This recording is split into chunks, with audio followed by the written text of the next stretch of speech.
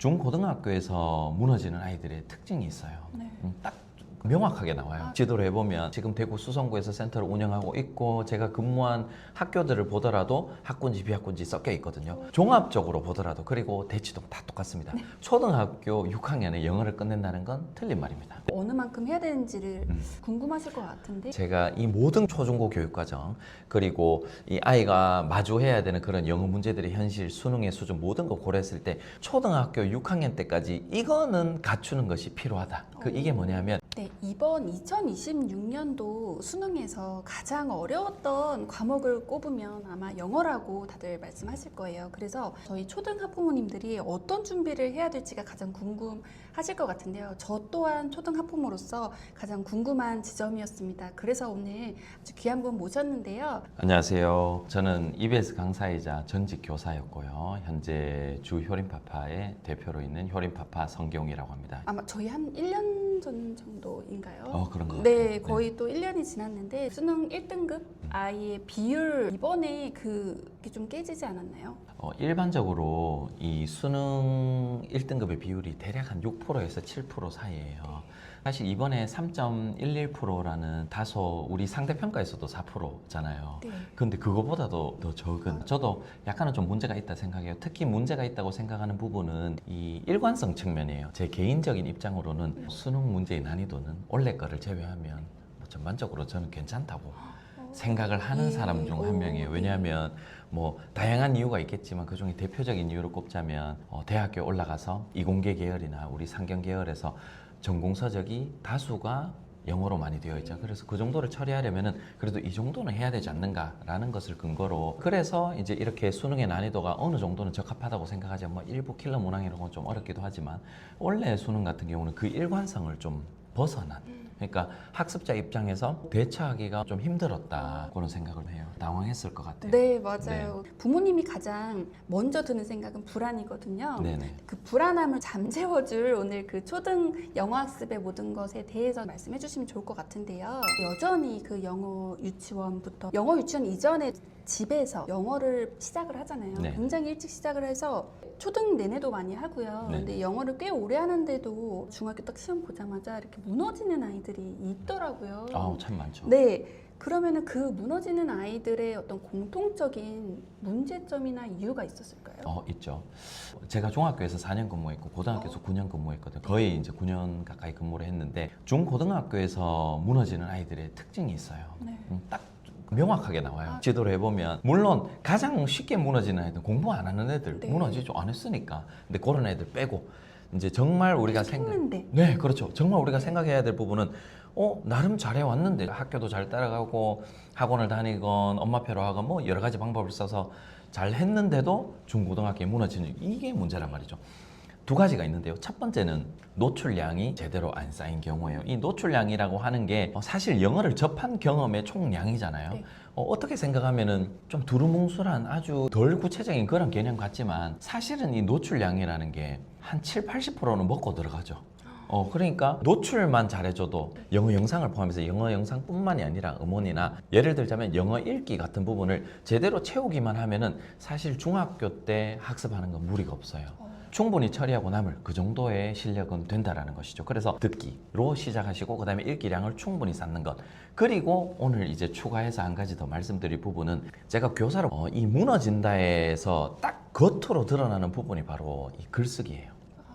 예. 이 글쓰기라는 게 요즘 뭐 2028 대입 개편안 이렇게 막 나와서 서술형 평가가 강화되니 많이 이런 말이 있지만 그러나 이 서술형 평가라는 것은 대중화된 게 2010년대 후반이에요. 이미 예전부터 그때부터 있었죠. 많이 하고 있었고 각 시도교육청별로 비율은 약간씩은 달랐겠지만 서술형 평가를 그 내신에 반영을 할 때 필수 최소 기준이 있었어요. 몇 프로 이상 반영을 해라. 어떨 때는 25%, 어떨 때는 30% 이렇게 기준이 있었어요. 그러니까 항상 서술형 평가는 존재했고 그 안에서 이제 점점 더 확대가 되었고 그 비중도 확대가 되었지만 어떤 조건에 맞춰서 내용에 대한 것들을 아이의 말로 적어야 되는 근데 그게 중학교 때는 조금 더 단순하지만 고등학교로 가면 확연히 확대가 되는 이미 그게 일반화된 지 적어도 한 8년 이상은 된 것 같아요. 그게 학군지만 그런 게 아니고 학군지를 시작으로 학군지, 중간 학군지, 그 다음에 비학군지 그러니까 전국적으로 확대가 된 것이죠. 그래서 이 표현하는 게 단순히 시험을 위한 거다. 그게 아니라 사실은 표현을 하지 않으면은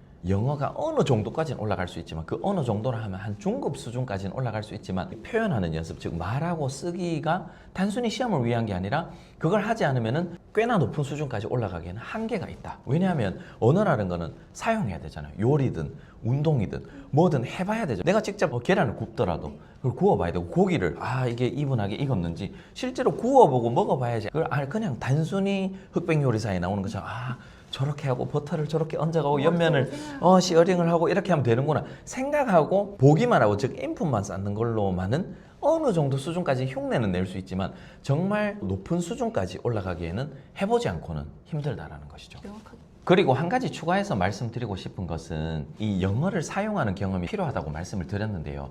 여기에 너무 부담을 가지진 않으셔도 괜찮아요.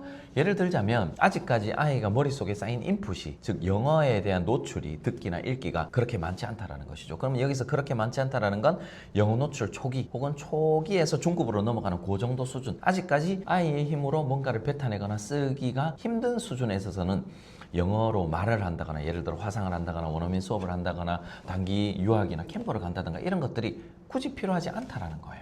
그 시기에는 선택적으로 할 수가 있다는 것이죠. 왜냐하면 아직 덜 쌓였으니까 쌓는 거에 좀 더 초점을 맞춰야 되니까. 하지만 대략 중기에 가까워질 때 아이마다 시기는 조금씩 차이가 있을 수 있겠지만 대략 AR지수 2 정도 됐을 때 한 3에 가까워질 때 그때부터는 영어로 표현하는 것이 즉 말하고 쓰는 것이 선택이 아니라 필수가 된다. 즉 그때부터는 안 하면은 영어의 향상 곡선이 올라가는 기울기가 약간 손해를 보는 지점이 생기기 시작한다.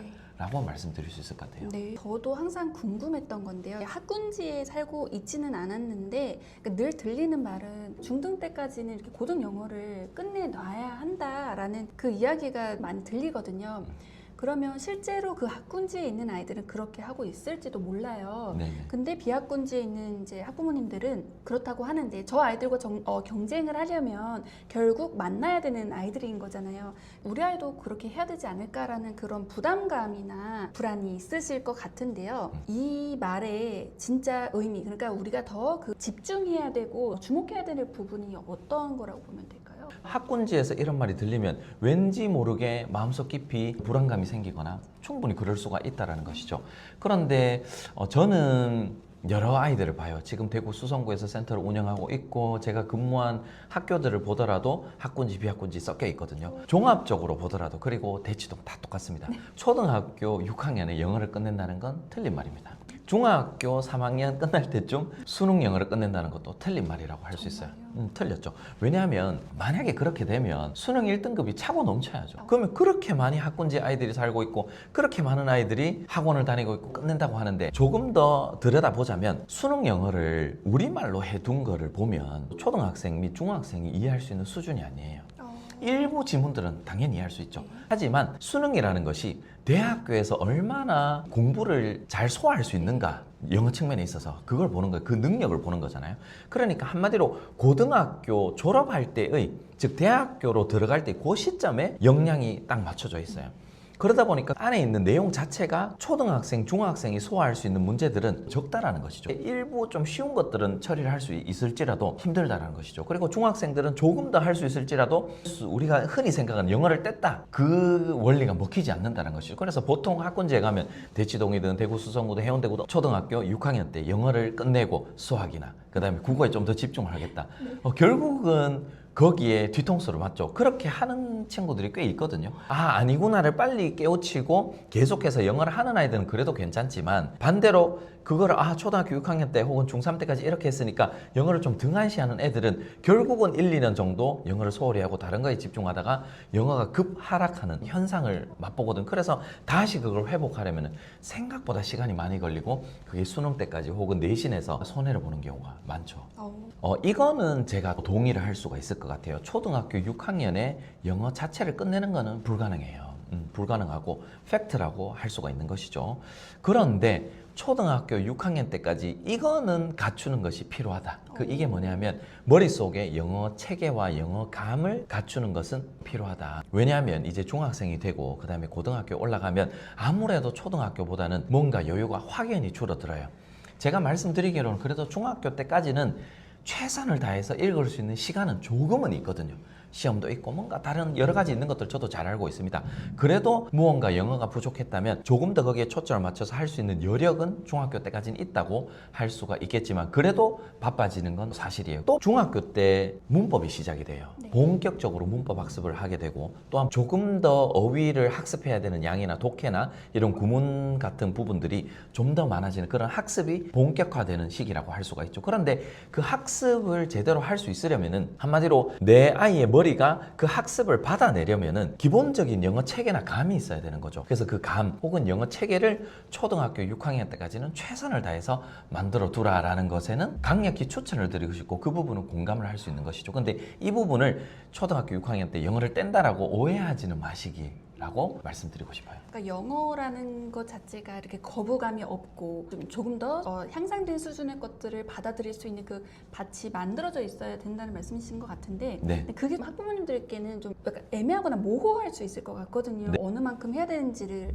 궁금하실 것 같은데 질문하셨으니 네. 제가 최소 기준을 설정해드리면 제가 이 모든 초중고 교육과정 그리고 이 아이가 마주해야 되는 그런 영어 문제들의 현실, 수능의 수준 모든 거 고려했을 때 초등학교 6학년을 졸업했을 때 AR 지수 4 정도는 되게 만들어 놓는 것이 필요하다. 물론 어떤 애들은 초등학교 2학년에 이미 4가 넘었어요. 그러면 박수, 잘하고 있는 거죠. 그럼 계속 읽고 계속 써보는 활동을 하고 또 초등학교 고학년이 됐을 문법하고 좋다는 거죠. 그건 괜찮지만 대중적으로 보았을 때 그렇지 않은 아이들이 더 많아요.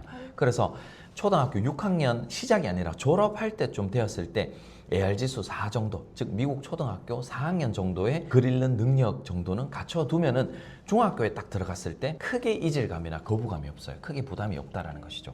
아까 말씀하실 때 중등 수준이 AR 지수 3 정도 된다고 네, 말씀하셨잖아요. 중학교 1학년 딱 시작할 네, 때요. 그러면 그러니까 조금 더 살짝 높은 수준까지 만들어 놓으면 중등 그러니까 학교 교과가 어렵지 않게 느껴지겠네요. 네네, 마치 등산을 할 때 모래주머니 차고 등산하는 연습을 몇 번 해보고 그리고 정작 이제 본 게임에서 모래주머니 빼고 올라가면은 가볍게 올라갈 수 있듯이 이게 선행학습의 개념과는 좀 달라요. 사실 아이들은 영어를 잘 습득하고 체득하는 능력은 모두 다 가지고 있거든요. 언어를. 우리말도 잘 하잖아요. 그래서 영어가 외국어이지만 한 2개 정도까지는 누구나 무난하게 노출량만 제대로 확보를 해준다면 습득을 할 수 있거든요. 그런 측면에 있어서 한 AR 지수 4 정도까지는 이런 노출량을 채우고 그 다음에 어느 정도의 이런 표현하는 연습을 곁들이시는 것을 권해드려요. 네, 비단 저희 집뿐만 아니라 많은 학부모님들이 가정에서 겪고 있는 어려움일 것 같은데요. 이제 아이들이 단어나 문법 같은 것들 배우잖아요. 근데 어느 정도 상당히 이제 가지고 있음에도 불구하고 읽지 않는 아이들이 있거든요. 그런 아이들의 가장 큰 공통적인 문제점은 뭘까요? 네, 결과로 설명을 드릴게요. 읽지 않은 아이들이 보이는 문제점이 있어요. 여러 가지 문제점이 있지만 3가지 측면이 있어서 그 문제점이 두드러지게 나타나거든요. 첫 번째는 읽기 속도예요. 단순히 학습만 많이 한 아이들은 읽기 속도가 그 아이 수준에 있는 정상적인 속도보다 조금 느린 편이에요. 예를 들어서 AR 지수 1이 읽는 속도가 있다는 것이죠. 제가 읽기 속도라고 하면 혹여나 오해를 하실까봐 속독을 장려하고 추구하는 게 아니에요. 그냥 그 아이의 수준이 나타낼 수 있는 정상 속도의 범위라는 것이죠. 자, 그러면 이 읽기를 하지 않은 애들은 이런 어떤 테스트나 여러 가지를 통해서 시험 성적은 올라간다라고 할 수도 있겠지만 그게 진짜 아이의 영어 실력이 아니고 읽기 속도가 좀 못 미치는 그 자연스러운 속도에 못 미치는 경향이 있는 거죠. 왜냐하면 단어를 많이 외운다고 해서 영어 글을 많이 읽은 건 아니거든요. 착각하시면 안 되는 거죠. 그 다음에 독해서를 많이 했다고 영어 글 읽는 양이 있긴 있었죠. 독해 지문이 있으니까. 하지만 그렇다고 해서 영어 글을 많이 읽은 건 아니에요. 그 독해 지문에 있는 적은 양을 자세히 공부한 것이죠. 그러니까 그게 6개월, 1년, 2년 혹은 5년, 6년 지속이 되다 보면은 전체적으로 쌓인 양이 생각보다 많지 않은 거예요. 그래서 그런 아이들에게 영어 책이든 혹은 조금 더 수준이 있는 글을 줬을 때 이 읽기 속도가 그 아이의 현재 수준에 있어서 자연스러운 읽기 속도보다는 좀 느린 경향이 있는 것이죠. 그거를 이제 조금 더 미래로 가보자면 그럼 읽기 속도가 안 나잖아요. 수능은 45문제고 듣기가 17문제고 28문제 독해 문제를 풀어야 되는데 그게 한 문제당 1분 30초에서 1분 40초 안에 풀어내야 돼요. 그러면 그게 그냥 풀어보시면은 하고 읽을 수 있는 쉬운 문제가 아니라는 것이죠. 상당히 난이도가 있는데 물론 어떤 문제는 쉽겠지만 그럼 그거를 아이들이 그냥 원래 집에서 편안하게 풀던 대로 꼼꼼하게 하나씩 해석하고 그렇게 해서는 이 문제를 그 시간 안에 빠르게 읽고 빠르게 주제를 파악해서 빠르게 쓰거나 수능에서 빠르게 체크를 해내려면은 이게 그냥 쭉 읽으면서 바로바로 이해가 되고, 일부 어려운 문제는 꼼꼼하게 논리를 따져가면서 해석을 해보고 구문을 분석해보고 그런 문제가 있을 수는 있겠지만, 다수의 문제들에 있어서는 이 속도감 있게, 속독이 아닙니다, 쭉 바로바로 이해가 되는 능력이 필요하게 되는 것이죠. 그래서 이 읽은 경험은 아이들에게 선택이 아니라 필수라고 할 수가 있는 것이죠. 어떤 분들이 저에게 가끔씩 질문하세요. 효림파파쌤은 원서를 많이 알고 좋아하시잖아요. 그러니까 이 원서를 자꾸 추천하시는 거 아니에요? 라고 오해를 가지고 계신데, 원서 제가 좋아하는 거 맞아요. 네. 좋아하는 거 맞지만 제가 원서에 대한 기호가 어떻다를 떠나서, 사실은 우리나라에 있어서 이 원서가 없다면 과연 어떻게 해서 대중적으로 많은 아이들이 그 정도의 문해력과 어휘력과 읽기 능력과 이런 언어적인 감을 키울 수 있을지 솔직히 좀 의문이에요. 문체지로 해결될 수 있는 양은 아니거든요. 두 번째는 이해도 측면이에요. 앞서서 제가 조금 말씀을 드렸지만 계속해서 우리말을 거쳐서 이해를 한다? 일부 어려운 문제는 그럴 수가 있겠지만, 수능이든 중고등학교 내신이든 내신 시험 문제를 풀어보시면 사실 이 시간과의 싸움이고, 단순히 문자를 읽기만 하면 되는가가 아니라 그에 맞는 이해도가 따라와줘야 돼요. 이 책을 많이 읽지 않은 아이들은 쉬운 지문들은 그냥 바로바로 이해를 할 수 있겠지만, 중급이나 중고급 혹은 고급 수준의 좀 더 난이도가 있는 지문을 딱 줬을 때 이해도가 다른 아이들보다, 이 책을 많이 읽은 아이들보다는 좀 차이가 난다라는 것을 좀 쉽게 알 수가 있고요. 마지막으로 제가 말씀드리고 싶은 것은 수동성이라고 표현하고 싶어요. 수동성. 이 수동성이라는 게 무엇이냐면, 문제지나 학습서나 혹은 단어를 외우는 것, 문법 학습을 많이 하는 것, 이게 불필요하다는 게 아니라 이것만 많이 한 아이들은 주어진 것만 많이 하게 돼요. 즉 아이들의 목표는 오늘 뭘 해야 돼, 오늘 나 이거 다 했어가 머릿속의 기준인 것이죠. 네. 반면에 영어 책을 많이 읽거나 이렇게 영어를 표현해 보는 것을 많이 한 아이들은 내가 읽은 것은 이런 내용이야, 약간 생산적인 측면에 초점이 맞춰져 있다는 거죠. 문제지는 항상 뭔가 맞다 틀렸다, 이게 진도가 있는 반면에 책이라는 것은 읽다 보면 재밌어서 이권을 찾게 되고, 또 표현을 하다 보면은 성취감을 느끼게 되고, 이런 과정의 연속이거든요. 이 관점 자체가 다른 것이죠. 그래서 문제지나 학습서를 통해서 하면은 뭔가 부모님이나 혹은 기관이 이끌고 나가야 된다면, 책을 읽고 또한 표현하는 연습을 하고, 그렇게 해서 학습으로 연계된 아이들은 조금 더 생산적으로 영어를 접하고 다룬다는 그런 느낌이 있는 것이죠. 우리가 중고등학교 서술형 평가 시험을 보자면 아이의 말로 결국은 적어내야 돼요. 이게 단순히 시험 범위에 있었던 지문을 외워서 아이가 적을 수 있는 건 아니거든요. 물론 중학교 서술형 평가는 약간 그런 부분들이 있을 수는 있지만, 고등학교 서술형 평가로 가면 물리적으로 암기할 수 없는 양을 기반으로 해서 자신의 말로 그 글의 주제를 써내야 되는데, 그거를 처리할 수 있는 힘이 학습서로만 혹은 문법만 혹은 단어를 많이 외우는 것만으로는 그 역량이 길러지지 않는다라는 것이죠. 단순히 이게 서술형 평가를 위해서가 아니라 쓰고 연습하다 보면 서술형 평가도 자연스럽게 대비가 되는 그런 과정이라고 볼 수 있는 것이죠. 네, 그런 아이들에게 가장 먼저 선생님께서 제안하시는 어떤 해결 포인트가 있을까요? 네네. 우선 제가 말씀드리는 세 가지를 점검해 보시는 걸 권해드립니다. 첫 번째는 읽은 양이 충분한가, 혹은 들은 양이 충분한가. 이게 없다면 제 인스타나 유튜브에서도 종종 말씀드리지만 결국은 듣고 읽은 양은 언젠가 대가를 치르게 돼요. 분명히 대가를 치르게 됩니다. 만약에 부족하다고 생각이 들면 표면적으로는 괜찮을 거야 라고 하지만, 그 머릿속에 마음속에 느끼는 그 쎄한 느낌, 그게 맞습니다. 그게 정답이거든요. 네. 그래서 그 쎄한 느낌이 마음속 깊은 곳에 뭔가 좀 자리하고 있다면 거기에 충실하는 게 맞아요. 그걸 덮어두면 결국은 대가를 치르게 되니, 안 읽은 아이들은 학습사를 많이 했다면 영어 책을 많이 읽는 게 필요하고, 듣기를 소홀히 했다면 영어 영상을 보거나 혹은 영어 음원을 충분히 듣는 것이 필요하다는 것이죠. 그리고 두 번째는 쓰고 표현하는 연습을 해보는 것이죠. 이게 제가 평소에 제가 출간하고 있는 그런 책들과도 아주 밀접한 연관성이 있는데요. 사실 이 영어 쓰기라고 하면은 좀 많이 부담스러워 하시잖아요. 너무 부담스러워요. 어디서부터 써야 될지, 뭘 써야 될지, 내가 어떻게 봐줘야 될지. 그래서 사실 우리 모두가 이 영상을 시청하고 계시는 학부모님께서 생각하고 계시는 아이들의 영어 쓰기에 대한 그 모델은 저와 지금 채널 장님과 다 똑같아요. 아이가 뭘 쓰면 좋겠어요? 한두 문장 쓰는 걸 생각하고 계신 게 아니잖아요. 네. 그냥 한 바닥 가득 논리정연하고 아주 다양하고 복잡스러운 문장들이 들어가 있고 이런 것들을 모두 다 이렇게 한 페이지 빡빡하게 쓰여있는 그거를 모두 다 떠올린다는 거죠. 저도 똑같거든요.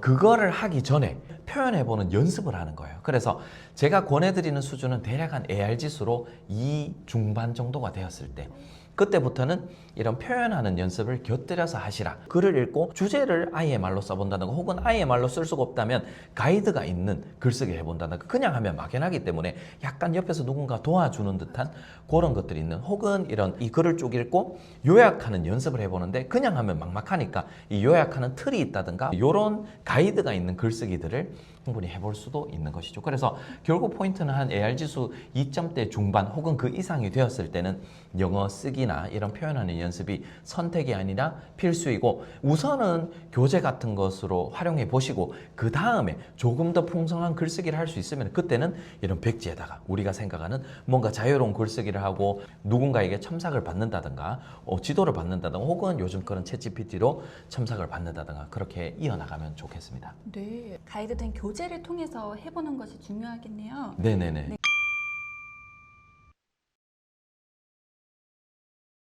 이번에 출간되신 그 영자신문 시리즈가 네네. 완결된 거죠. 네네. 네. 그렇죠. 네네. 저희 아이도 하고 있었거든요.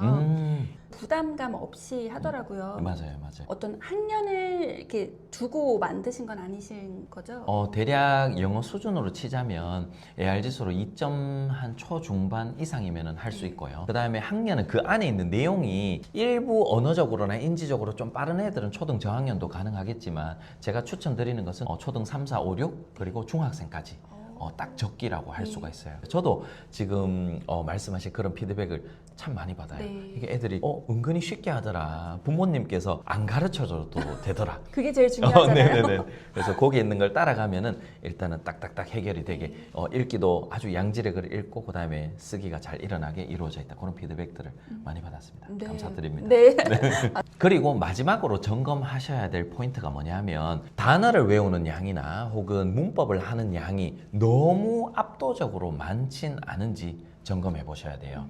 제가 첫 번째 말씀드린 읽고 들은 양을 점검해 보시고 두 번째 일정 수준이 되면은 표현하는 연습을 해야 되고 그 다음에 마지막으로 단어를 외우고 문법을 하는 양이 압도적으로 많으면 당연히 1, 2번 포인트가 줄어들 수밖에 없어요. 한 중급 수준이 되면 학습하는 양이 조금씩은 더 늘어날 수가 있겠지만 그래도 초등 수준에 있어서는 아직까지는 영어 노출, 여기서 영어 노출이라 하면 듣고 읽고 그리고 일부 좀 더 넣자면 표현하는 것이 주가 돼야 되고 거기에 약간 덧붙이는 것이 학습이 되어야 되는데 이 학습이 너무 비대하게 크진 않는지 이걸 조심하셔야 되고 한번 점검을 해 보셔야 되는 것이죠.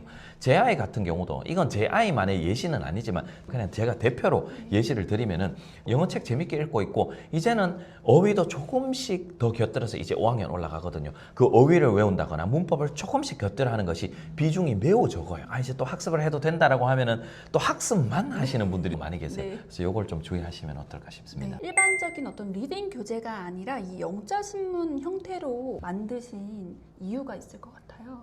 저도 사실 영어를 가르쳤고 지금도 교육을 하고 있는 사람으로서 정말 많은 교재들을 리뷰 요청도 많이 받고요. 지금 현재 저 스스로도 많이 알아가고 있고 매일매일 배우고 있는데 이 영자 신문과 관련해서 읽고 써본다는 것이 특장점이 있어요. 일반적인 리딩서나 문법 교재나 단어책을 보면 답 찾는 것에 혈안이 되어 있어요.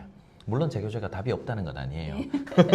근데 주로 그런 리딩서나 다른 교재들을 하는 아이들을 보면은 빨리 맞고 틀리고 그리고 조금 더 나아간 아이들은 왜 틀렸지 그거까지 보지만 하지만 이 영자 신문을 읽고 그걸 써보는 아이들은 포인트 자체가 답이 아니라 이 글이 어떤 내용이지에 포인트가 맞춰져 있어요. 결국은 이 영자 신문을 읽는 것은 읽고 이해하고 정리하고 요약하고 생각하는 그 일련의 과정을 자연스럽게 할 수가 있다는 것이죠. 신문 형태가 좋다는 건 누구나 다 알고 있는 거거든요. 주제가 딱 하나예요. 하나의 기사는 큰 주제 하나를 가지고 있고요. 또한 매우 논리적이고 짜임새가 있는 글이고요.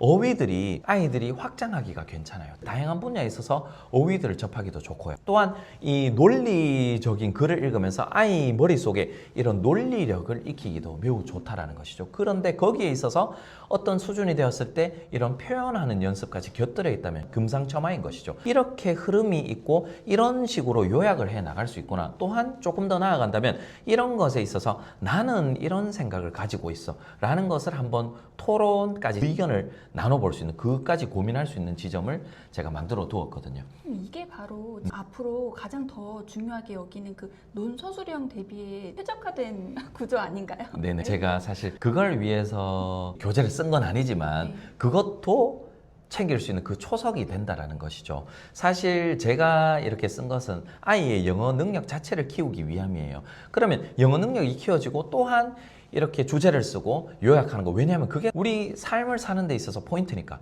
상대방이 무슨 말 하는지를 알아야지 나도 똑바로 대꾸를 해줄 수가 있고, 도대체 이 사람이 무엇을 말하는 거지, 그 포인트가 항상 중요하잖아요.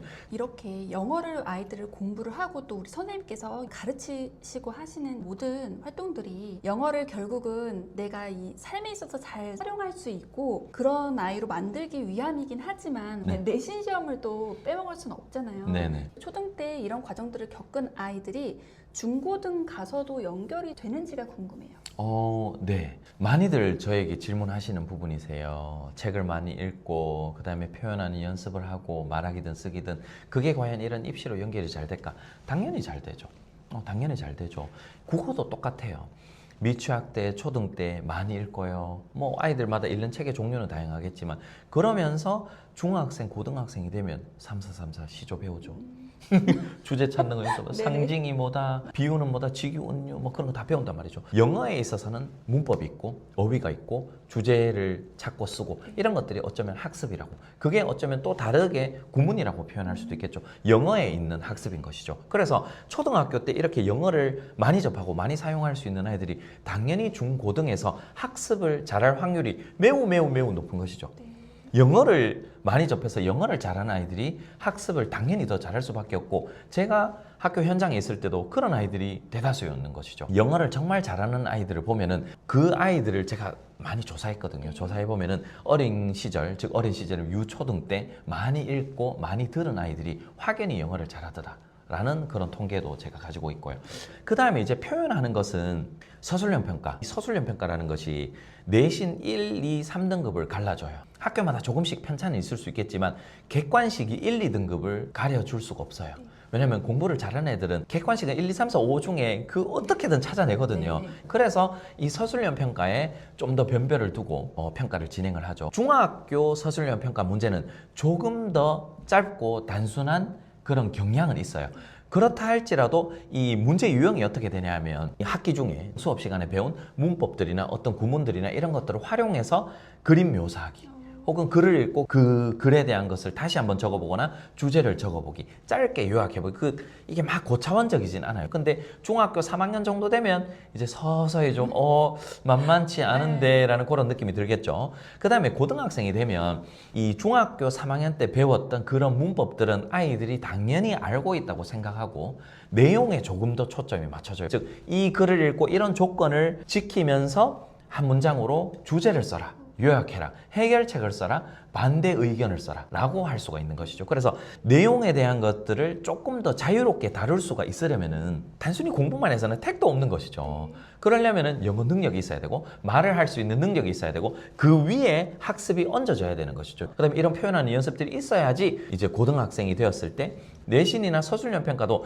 사실 고등학교 한 2학년, 3학년 정도가 되면 우리 수능 유형에 혹은 수능 부교재, 일부 학교에서는 수능에 직접적으로 연결이 있는 그런 수능 특강이나 독해 연습이나 수능 완성이나 이런 연계 교재들을 활용해서 수업 시간에 그것들을 수업을 해버리기 때문에 난이도가 그냥 완전 실전이다 라고 생각하시면 되거든요. 그래서 이런 과정을 거쳐온 애들이 당연히 잘할 확률이 높을 수밖에 없다라고 할 수가 있는 것이죠. 결국은 이런 거예요.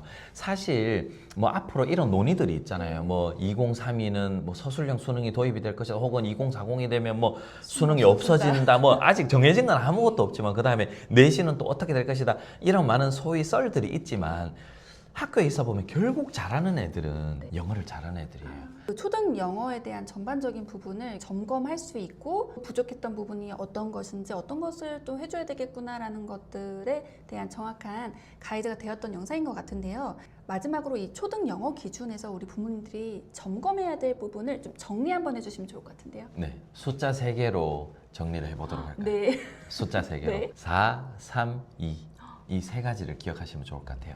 초등학교 6학년 때 졸업할 때의 그 영어 기준을 AR지수 4 정도로 목표로 해서 많이 듣고 많이 읽는 것을 하셨으면 좋겠다로 정리할 수 있고요. 3은 뭐냐 하면 AR지수 3이 넘으면 어휘 공부를 시작하실 걸 권해드립니다. 네, 약간의 부연 설명을 드리자면 AR지수 3이 되기 전까지는 어휘 학습을 곁들이셔도 되고 안 하셔도 괜찮아요. 왜? 문맥 속에서 충분히 영어 단어의 의미들을 유추하고 파악할 수 있는 수준이 AR지수 3까지라고 보시면 되고, AR지수 3이 넘으면 어휘들을 문맥 속에서 유추도 할 수 있지만 이제 추측이 불가능한 그런 어휘들이 속출하는 수준이, 아이가 읽는 책마다 약간의 편차는 있을 수 있겠지만 대략 3점대에서는 그 지점이 분명히 생기기 마련입니다. 그래서 적당한 양으로, 너무 많지 않아도 됩니다. 일주일에 대략 한 적다면 30개에서 많다면 한 50개 정도. 일주일 양이면 또 하루로 착각하시면 안 되고요. 그 다음에 2는 뭐냐면 AR지수 2점대 중반이 되면은 쓰는 연습 혹은 표현하는 연습을 꼭 곁들이시라. 하지 않으면 이제 손해보는 지점이 생기기 시작하는 게 이 AR지수 2점대다라고 하시면 될 것 같습니다. 그래서 4, 3, 2 기억해서 하나씩 곱씹어 보시면서 점검도 해보시고 실천해 보시면 좋을 것 같아요. 네, 마지막에 이렇게 숫자로 정리해 주시면서 좀 더 명확하게 이해가 됐는데요. 오늘 귀한 걸음 해주시고 또 귀한 내용 다뤄주셔서 감사드립니다. 감사합니다.